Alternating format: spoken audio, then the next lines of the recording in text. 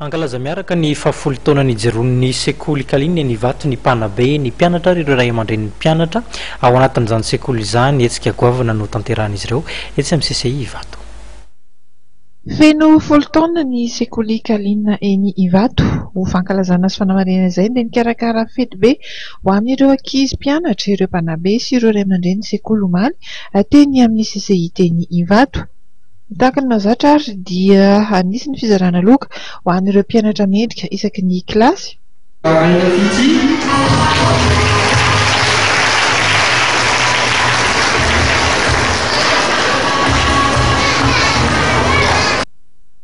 Ankoatr'izay dia fantatra fa misy 720 ireo ankizy hiatrika ny fanadinana CEPE nivon'ity sekoly ity raha ampitso raha ho an'ny talen'ny sekoly dia efa avonina tanteraka izy ireo. Fa amin'ny maha-zava-dehibe izao nahatratrarina ny fahafolo taona izao dia hetsika manokana ihany koa no natolotry ny sekoly ho an'ireto ankizy ireto.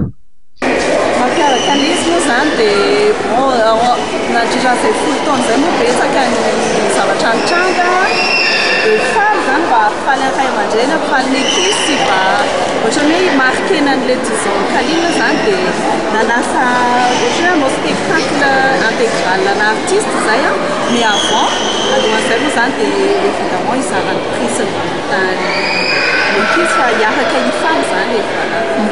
Inona no projection amin'ny folo taona manaraka ho amin'ny école?